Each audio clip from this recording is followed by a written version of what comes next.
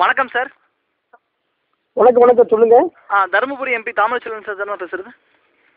ஆமாம், தாமரைச்செல்வன் தான் பேசுகிறேங்க. வணக்கம் சார், நாங்கள் டிஎம்கே நெட்வொர்க்லேருந்து பேசுகிறோம்.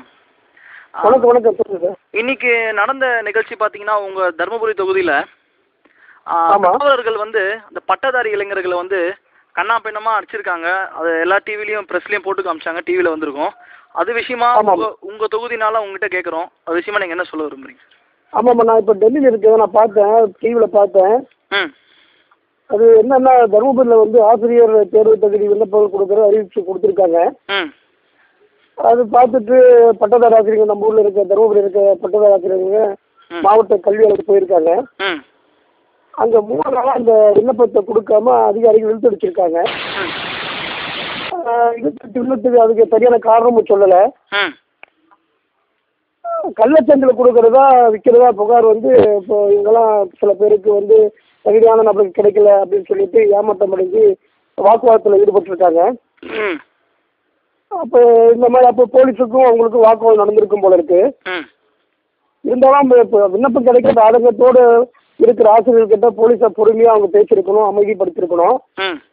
ஆனால் அதை புரிஞ்சிக்காம, அவங்களோட நியாயத்தை புரிஞ்சிக்காம போலீஸார் வந்து அவங்க மேலே அத்துமீறி தாக்குதல் நடத்துறது மட்டும் இல்லாமல் ஒரு பெண் ஆசிரியரை பிடிச்சி கீழே தள்ளியிருக்காங்க. அது உண்மையிலே வந்து அநாகரிகமான செயல் தான் போலீஸ் பண்ணது.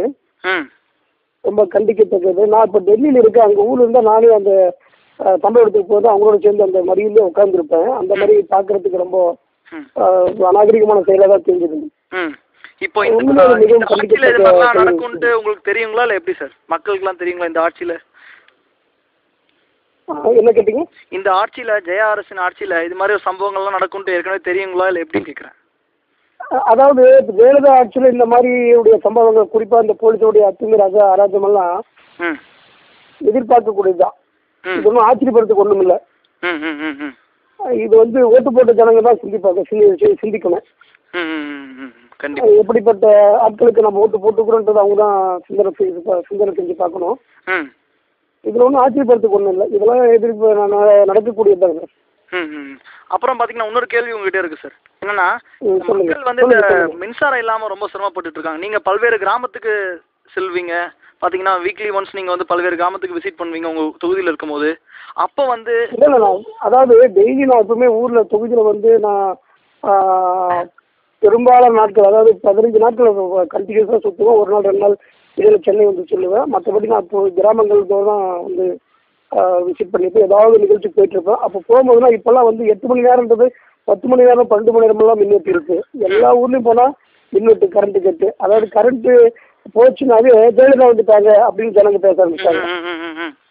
அந்த அளவுக்கு பேசுகிறாங்க. அது ஒரு வேடிக்கை மாதிரி ஆகிப்போச்சு, ஜோக் மாதிரி ஆகிப்போச்சு. கரண்ட்டு கட் ஆச்சுன்னு வச்சுங்களேன், ஜெயலலிதா வந்துட்டாங்க, ஜெயலலிதா அம்மா வந்துட்டாங்க அப்படின்னு பேசுறாங்க. அந்த அளவுக்கு ஒரு வேடிக்கை மாதிரி ஆகி போச்சு. இப்ப மின்வெட்டுங்கிறது வந்து கரண்ட் கட் ஆச்சுன்னா அம்மா வந்துட்டாங்களாம், அந்த மாதிரி எல்லாம் ஜனங்க பேசுறாங்க. அந்த அளவுக்கு அவங்க வந்து ஆதங்கத்தில் இருக்காங்க. அது இந்த மாவட்டத்தை பொறுத்த வரைக்கும் மின்வெட்டு வந்து ரொம்ப அதிகமா இருக்கு. இந்த நேரத்துல போது எந்த நேரத்துல வருதுன்னே தெரிய மாட்டேங்குது. ஒட்டுமொத்தமா பாத்தீங்கன்னா நீங்க அந்த அட்மினிஸ்ட்ரேஷனே சரியில்லைன்றீங்க இந்த கவர்மெண்ட். அதாவது பொதுமக்களுடைய இயல்பு வாழ்க்கை துண்டிச்சு போயிருக்கு தம்பி. ஓகேங்க சார். அதாவது ஒவ்வொன்றும் செயின் ரியாக்ஷன் மாதிரி. ஒரு கரண்ட் கட் ஆச்சுன்னா படிப்பு போகுது, படிப்பை பாதிக்குது, வியாபாரம் பாதிக்குது, தொழில் பாதிக்குது. அப்படி ஒவ்வொன்று அப்படியே ஒன்றுக்கு ஒன்று அப்படியே ஒரு சங்கிலி தொடர் பாதிப்புகள் தான் இருக்குது எங்கள் மாவட்டத்தை பொறுத்த வரைக்கும். தமிழ்நாடு கூட அப்படி தான் இருக்குது. இன்னும் குறிப்பாக எங்கள் மாவட்டம் ஏற்கனவே பின்தங்கிய மாவட்டம். அதில் இப்போ அரைக்குறை இருக்கிற கரண்ட் உள்ள இல்லாமல் போச்சுன்னா அது எப்படி இருக்கு பார்த்துக்கோங்க. ஓகேங்க சார். சரிங்க சார், இந்த நேரத்தில் எங்களுக்கு டைம் கொடுத்து பேசுனதுக்கு ரொம்ப நன்றி சார். மிக்க நன்றி. ரொம்ப நன்றி. வணக்கம்.